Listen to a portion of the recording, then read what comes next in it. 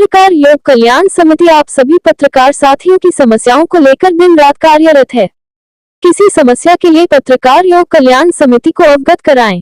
संगठन हमेशा आपके सहयोग के लिए तत्पर है। नमस्कार, आप देख रहे हैं स्टार न्यूज प्लस। मैं हूं आपके साथ अमृता कंचन। आइए रुक करते हैं खबरों की ओर। तब तक बने रहे स्टार न्यूज प्लस पर मेरे साथ। कांग्रेस सांसद राहुल गांधी फिलहाल अमेरिका दौरे पर हैं और इस दौरान आए उनके एक बयान ने सबको चौंका दिया है।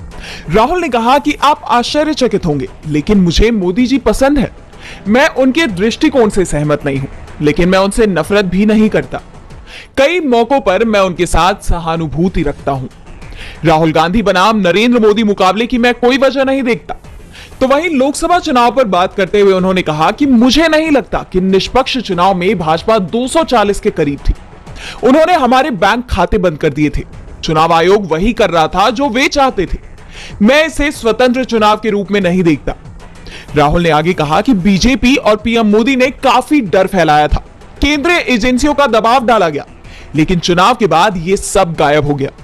उन्होंने दावा किया कि मैं तो अब जब भी संसद में पीएम मोदी को देखता हूं तो यह कह सकता हूं कि 56 इंच का सीना, ईश्वर से सीधा संबंध होने का दावा सब कुछ इतिहास बनकर रह गया है।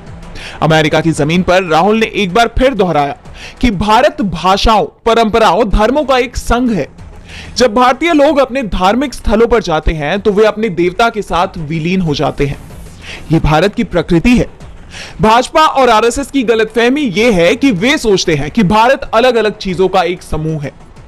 उन्होंने कहा कि इंडिया गठबंधन इस बात से सहमत है कि भारत के संविधान की रक्षा की जानी चाहिए। हम में से अधिकांश लोग जाति जनगणना के विचार पर सहमत हैं। राहुल ने कहा कि हमें भरोसा है कि हम बीजेपी के खिलाफ चुनाव लड़ेंगे और जीतेंगे। दिल्ली की आम आदमी पार्टी सरकार बर्खास्त हो जाएगी? क्या दिल्ली में राष्ट्रपति शासन लगने वाला है? 10 अगस्त को जहां एक तरफ ये माना जा रहा था कि दिल्ली के सीएम अरविंद केजरीवाल जेल से रिहा हो जाएंगे, लेकिन इसी बीच खबर आई कि बीजेपी दिल्ली सरकार को गिराने की साजिश रच रही है और इसके लिए उसने राष्ट्रपति से मुलाकात की है। खबर आ रही है कि दिल्ली विधानसभा में नेता विपक्ष विजेंद्र गुप्ता और अन्य बीजेपी विधायकों ने 30 अगस्त को राष्ट्रपति से मुलाकात करके उन्हें ज्ञापन सौंप दिया। इसमें दिल्ली की प्रशासनिक व्यवस्था का मुद्दा उठाते हुए कहा गया है कि आबकारी नीति घोटाले में संबंधित गंभीर भ्रष्टाचार के आरोपों में मुख्यमंत्री अरविंद केजरीवाल 4 महीने से ज्यादा समय से जेल में हैं। इसके बावजूद उन्होंने इस्तीफा देने से इनकार कर दिया है, जिससे एक गंभीर स्थिति पैदा हो गई है और इसी कारण दिल्ली में प्रशासनिक व्यवस्था पूरी तरह से चरमरा गई है। इस सब का खामियाजा दिल्ली की जनता को भुगतना पड़ रहा है। बता दें कि राष्ट्रपति को ज्ञापन सौंपने वालों में बीजेपी विधायक मोहन सिंह बिष्ट, ओम प्रकाश शर्मा सहित 8 विधायक थे। ज्ञापन में राष्ट्रपति मुर्मू से संविधान के अनुच्छेद 356 के तहत मौजूदा आप सरकार को बर्खास्त करने का आग्रह किया गया था। वहीं इस मामले को लेकर नेता विपक्ष का बयान भी आ गया। विजेंद्र गुप्ता ने कहा कि आम आदमी पार्टी सत्ता में रहने का नैतिक अधिकार खो चुकी है और दिल्ली की जनता द्वारा दिए गए जनादेश को इसने धोखा दिया है। हमने राष्ट्रपति से इस सरकार को बर्खास्त करने और दिल्ली में संवैधानिक व्यवस्था बहाल करने के लिए तत्काल कार्रवाई करने का आग्रह किया था। अब राष्ट्रपति द्रौपदी मुर्मू ने पत्र गृह मंत्रालय को भेज दिया है, यानी बीजेपी ने आप सरकार को घेरने के लिए जाल तो बिछाया है। देखना होगा उसका ये दाव काम कर पाता है या नहीं। सेबी प्रमुख माधवीपुरी बुच बुरी तरह से फंस गई है। उनके इस्तीफे की मांग जोर पकड़ रही है। कांग्रेस ने बुच को लेकर एक और बड़ा खुलासा किया है। कांग्रेस प्रवक्ता पवन खेड़ा ने प्रेस कॉन्फ्रेंस में हिंडनबर्ग की दूसरी रिपोर्ट का हवाला देते हुए बताया कि इस रिपोर्ट में एक कंपनी अगोरा एडवाइजरी प्राइवेट लिमिटेड का नाम सामने आया था, जो माधवी बुच और उनके पति की है। लेकिन बुच ने इस बात का खंडन कर दिया था। उन्होंने कहा था कि जब वो सेबी में चली गई थी तब से ये कंपनी निष्क्रिय है, लेकिन इस कंपनी में अभी भी 99% हिस्सेदारी माधवी जी की है। इस पर खेड़ा ने पीएम मोदी से सवाल किया कि क्या आपको पता था कि अगोरा में माधवी जी की 99% शेयर होल्डिंग है? क्या आपको जांच एजेंसियों ने नहीं बताया था कि अगोरा के आर्थिक व्यावसायिक रिश्ते उन कंपनियों से हैं जिनकी जांच सेबी कर रही है? कांग्रेस प्रवक्ता ने सवाल उठाया कि आखिर किसे फायदा पहुंचाया जा रहा है और क्यों किसी को बचाया जा रहा है। खेड़ा ने मोदी सरकार की मंशा पर सवाल उठाए हैं और साथ ही सेबी प्रमुख माधवीपुरी बुच के इस्तीफे की मांग की है। जब उनका हाल बुरा होता है तो गिड़गिड़ा कर हमारे पैर पकड़ते हैं कि हमको गठबंधन में वापस ले लीजिए। 2-3 बार हम लोगों ने उनका कल्याण कर दिया है, अब कोई मतलब नहीं है। ये कहना है बिहार के पूर्व डिप्टी सीएम तेजस्वी यादव का। तेजस्वी इस वक्त पूरे राज्य में आभार यात्रा निकाल रहे हैं। इस दौरान उन्होंने मीडिया से बात करते हुए बिहार चुनाव में जेडीयू से गठबंधन को लेकर सवाल का जवाब दिया। तेजस्वी ने कहा कि नीतीश कुमार के साथ गठबंधन करने का कोई चांस नहीं है। जब उनका हाल बुरा होता है तो वो गिड़गिड़ाकर हमारे पैर पकड़ लेते हैं। तरफ जब उन लोगों का होता है तो गिड़गिड़ा के गोड़ पकड़ता है कि हमको ले लीजिए ले लीजिए ले लीजिए। ठीक है, 2-3 बार हम लोगों ने कल्याण कर दिया है, बचा दिया है। अब कोई मतलब है उन लोगों को लेने का, कोई सवाल ही नहीं पैदा होता। अब छोड़िए, अब उनके बारे में हम क्या बताएं। बता दें कि हाल ही में बिहार के सीएम नीतीश कुमार ने कहा था कि अब वो आरजेडी के साथ नहीं जाएंगे। बीच में वो इधर उधर चले गए थे, लेकिन अब कहीं नहीं जाएंगे। नीतीश के इस बयान पर अब तेजस्वी का ये बयान सामने आया है। वहीं तेजस्वी के बाद इस पर लालू यादव की भी प्रतिक्रिया सामने आई है। पटना से मुंबई रवाना होते हुए जब लालू से पूछा गया कि नीतीश ने कहा है कि अब वो कहीं नहीं जाएंगे, तो इस पर लालू ने ठीक है कहकर सवाल को टाल दिया। लालू ने प्रतिक्रिया में नीतीश की कोई आलोचना नहीं की, जिसका मतलब ये है कि आगे अगर नीतीश दोबारा आरजेडी से हाथ मिलाते हैं तो वो कदम भी लालू के लिए ठीक ही होगा। हरियाणा में बीजेपी की मुश्किलें कम होने का नाम ही नहीं ले रही हैं। जहां नेता पार्टी से टिकट न मिलने से नाराज हैं, तो वहीं अब कुरुक्षेत्र की पिहोवा सीट से बीजेपी उम्मीदवार कंवलजीत सिंह अजराना ने अपनी टिकट लौटा दी है। दरअसल टिकट मिलते ही सोशल मीडिया पर अजराना का एक पुराना वीडियो सामने आया था। वायरल वीडियो में अजराना ने पीएम नरेंद्र मोदी के बारे में कहा था, लगता था कि ये बंदा कुछ ना कुछ करेगा। उनकी बातों और लच्छेदार भाषण में आकर हमने उन्हें देश का प्रधानमंत्री बना दिया। लेकिन दुख की बात है कि आज तक जितने प्रधानमंत्री हुए हैं, सबसे निकम्मा कोई प्रधानमंत्री है तो वो नरेंद्र मोदी है।